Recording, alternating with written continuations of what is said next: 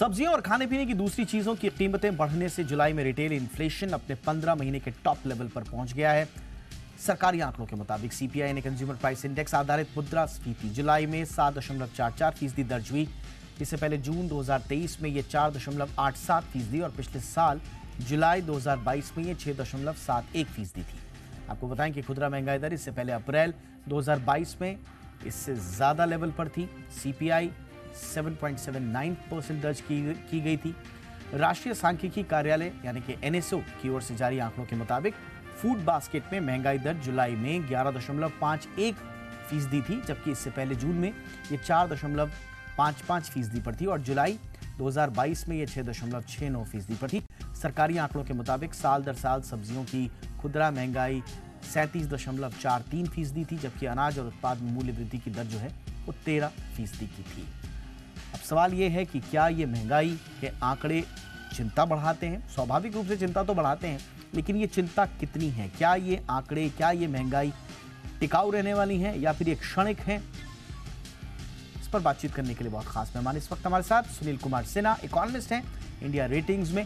सिन्हा जी, बहुत बहुत स्वागत है आपका हमारे शो पर।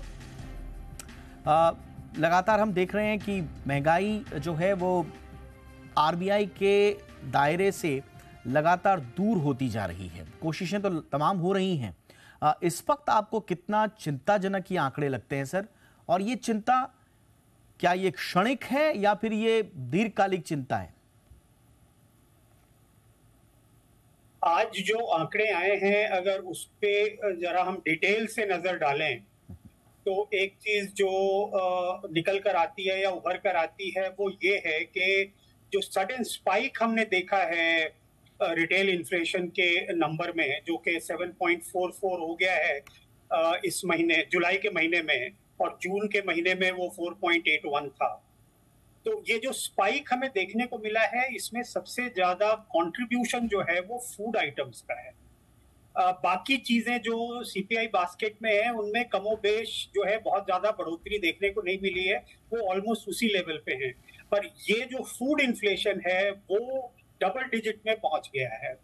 और अगर आप उससे भी आगे जाकर देखें तो फूड इन्फ्लेशन में भी जो आइटम्स जिन्होंने सबसे ज्यादा कंट्रीब्यूट किया है वो एक तो वेजिटेबल्स है और दूसरा जो है वो सीरियल्स है। सीरियल्स में चाहे वो आप गेहूं को ले लें या चावल को ले लें या फिर दूसरी तरफ पल्सेस हैं, उनमें भी लगातार इन्फ्लेशन बढ़ा हुआ है।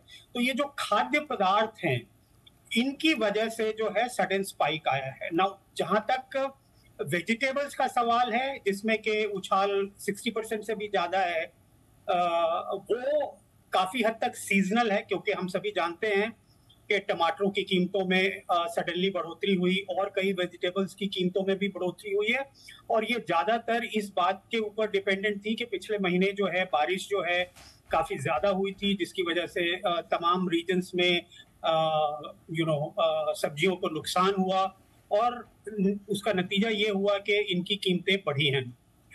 तो जैसे जैसे स्थिति थोड़ी सामान्य होगी, वो सीजनल जो आइटम्स हैं, जो वेजिटेबल्स हैं पर्टिकुलरली, उनकी कीमतें फिर अपने आप कम होंगी। जैसा कि हम देख रहे हैं कि 160-200 रुपए किलो से अब टमाटर की कीमत 80 रुपए प्रति किलो के आसपास आ गई है। पर ये बात जो है हम सीरियल्स के बारे में नहीं कह सकते, क्योंकि सीरियल्स में जो इन्फ्लेशन है वो पिछले 11 महीने से डबल डिजिट में बना हुआ। तो एब्सोल्युटली सर, यानी कि ये जो जुलाई जॉल्ट दिया था रिटेल इन्फ्लेशन ने इस बार 7% का, ये लीड कर रहा है आपके मुताबिक खास तौर से टमाटर जैसी चीजों में। लेकिन अगर टमाटर जैसी चीजों के दाम कंट्रोल में आ जाते हैं, और जो आ भी रहे हैं हम देख रहे हैं, और अगर सीरियल्स के दामों में, अगर खासतौर से पल्सेस के दामों में अगर इतना हम गिरावट नहीं देखते हैं, तो आपको लग रहा है ये महंगाई का जो जॉल्ट, जुलाई जॉल्ट जो जिसे कहा जा रहा है, ये आने वाले और समय तक हमें परेशान करेगा सर? देखिए, इसमें समझने वाली बात जो है वो सबसे महत्वपूर्ण ये है कि जैसा कि मैं अभी कह रहा था कि जो सीरियल्स हैं उसमें जो इन्फ्लेशन है वो डबल डिजिट में पिछले 11 महीने से बना हुआ है।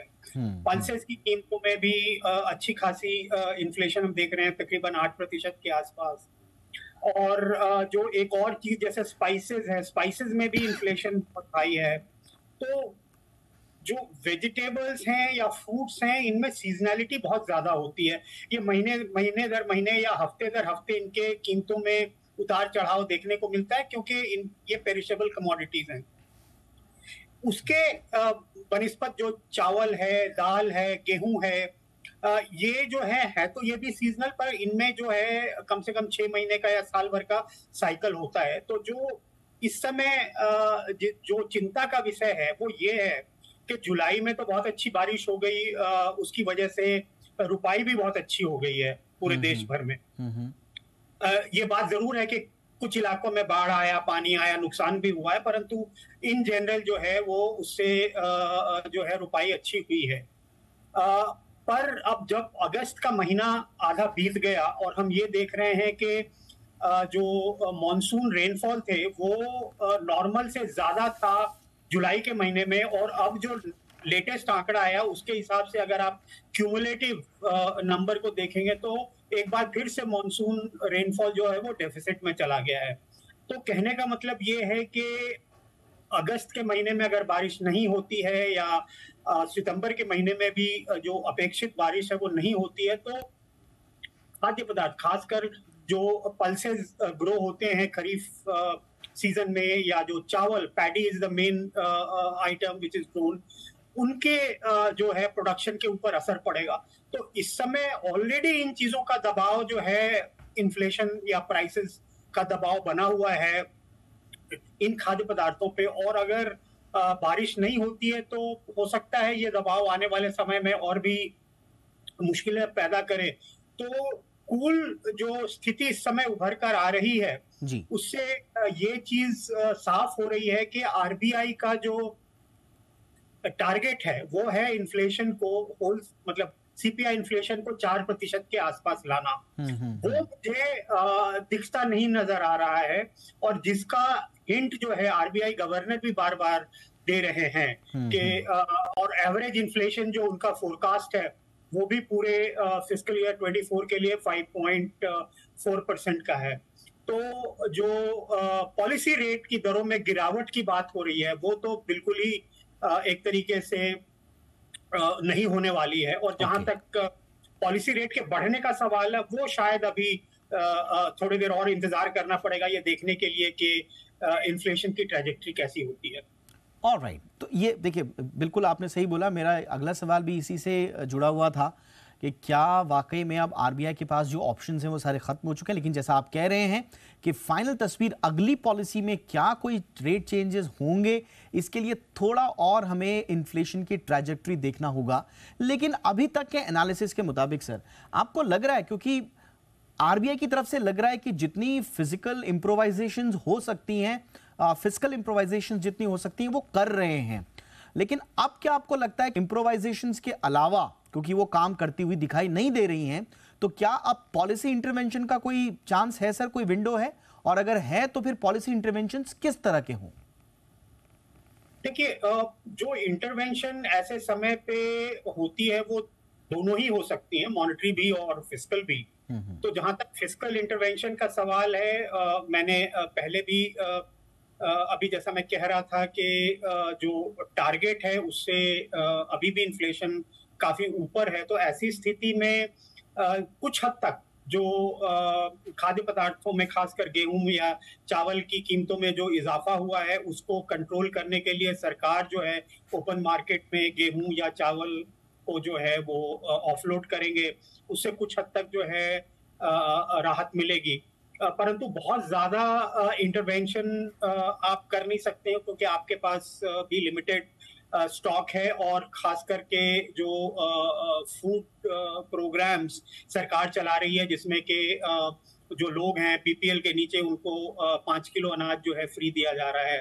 तो इन तमाम चीजों को अगर आप मद्देनजर रखें तो, और खास करके जो पॉलिसी रेट्स पिछले कुछ महीनों में या क्वार्टर्स में आरबीआई ने इंक्रीज किए हैं, उन सब का मिला जुला असर भी धीरे धीरे इकोनॉमी में हो रहा है कि वो डिमांड जो है उसको थोड़ा बहुत कंप्रेस करने की कोशिश कर रहे हैं। तो नेट नेट ये है कि कोई मैजिक वैंड जो है ना तो सरकार के पास है ना आरबीआई के पास है। पर कोशिश जो है वो दोनों करेंगे कि काफी हद तक जो है इस बोझ को कम किया जा सके आम जनता के लिए, और जहां तक हो सके जो है इनके पास जो सरप्लस स्टॉक्स हैं, अब जैसे अभी पीछे खबर ये भी आई थी कि जो सरप्लस स्टॉक प्याज का है वो भी सरकार ऑफलोड कर रही है, क्योंकि थोड़ी बहुत जो है प्याज की कीमतों में भी जो है मेन मंडी जो महाराष्ट्र में है वहां पे काफी उछाल देखने को मिला था। तो ये तमाम कोशिशें जारी रहेंगी, पर जो नेट रिजल्ट है वो ये है कि जो रिटेल इन्फ्लेशन है, जो खुदरा महंगाई दर है, वो फिर भी जो है आरबीआई के 4% टारगेट के करीब इस फिस्कल ईयर में तो नहीं आ पाएगी। इसलिए हमारा यह मानना है कि इस फिस्कल ईयर में जो पॉलिसी रेट है उसमें गिरावट आने की संभावना नहीं है। जो बेस्ट सिनारियो है उसमें यही होगा कि वो जहां पे है वहीं बनी रहेगी। बिल्कुल सर, और थैंक यू, आपने थोड़ा सा मुझे करेक्ट भी किया। मॉनेटरी जो है, जो जितने इंटरवेंशंस थे वो मॉनेटरी आरबीआई की तरफ से थे, सरकार की तरफ से फिस्कल इंटरवेंशंस होने थे। जो आप कह रहे हैं कि उसके लिए अभी भी कुछ काम किया जा सकता है, लेकिन दबाव उसमें इस तरह का है कि अभी ट्रैजेक्टरी स्वाभाविक रूप से हमें देखनी होगी। एक चीज़ सर, जो आज जो आंकड़े आए हैं उसमें ग्रामीण महंगाई में बढ़ोतरी अच्छी खासी हम देख रहे हैं। इसका क्या कोई कंजम्पशन मार्केट, कंजम्पशन पे और इसका क्या हम थोड़ा सा ग्रोथ पे कोई असर, हम लॉन्ग टर्म में कोई इम्पैक्ट देख सकते हैं सर? क्योंकि पूरी दुनिया में, चाहे वो जर्मनी हो चाहे वो ब्रिटेन हो, महंगाई ने ग्रोथ पर असर डाला है। इनफैक्ट यूएस भी अभी स्ट्रगल कर रहा है। तो क्या हमारे खुदरा महंगाई दर के ये जो डेटा है इसका कहीं ग्रोथ पर आप कोई किसी तरह का शॉर्ट टर्म या लॉन्ग टर्म असर देख रहे हैं सर? देखिए, जिस तरीके से महंगाई एक आम आदमी के बजट को हिला देती है, तो उसकी वजह से जो उसकी कंजम्पशन करने की जो क्षमता है, यानी जिसे हम रियल इनकम या रियल डिस्पोजेबल इनकम कहते हैं, वो घट जाती है। और अगर रियल डिस्पोजेबल इनकम घट गई तो जो कंजम्पशन डिमांड है वो भी घट जाती है। और हम ये जानते हैं कि हमारे देश में जो जीडीपी है, वो जीडीपी का सबसे बड़ा जो कंपोनेंट डिमांड साइड से है वो प्राइवेट फाइनल कंजम्पशन एक्सपेंडिचर, जिसे हम कंजम्पशन डिमांड कहते हैं। तो अगर कंजम्पशन डिमांड के ऊपर महंगाई की वजह से असर पड़ता है या कंजम्पशन डिमांड की ग्रोथ स्लो डाउन होती है, तो जाहिर सी बात है कि इसका असर ओवरऑल जीडीपी ग्रोथ पे भी पड़ेगा। ऑलराइट, बहुत बहुत शुक्रिया सर। काफ़ी हमने लंबी चर्चा करी, आपसे थोड़ा सा समझने की कोशिश हमने करी कि इसके क्या इम्पैक्ट हैं दीर्घकालिक और अभी जो त्वरित जो इम्पैक्ट्स हैं उनका एनालिसिस किया। थोड़ा मुझे लगता है कि आपने बिल्कुल सही कहा। सही तस्वीर अगली पॉलिसी तक क्या होगी इसके लिए थोड़ा सा हमें आंकड़ों पर नज़र रखनी होगी, और जो ग्रोथ पर जो इम्पैक्ट की आशंका है उस पर क्लोज वॉच आरबीआई का तो है ही, सरकार का भी होगा। अब उस मोर्चे पर किस तरह से चीज़ें हैंडल की जाती हैं ये देखना भी बड़ा लाजमी होगा। Thank you so much sir, आपने वक्त निकाला। सुनील कुमार सिन्हा सर, बहुत बहुत शुक्रिया आपका।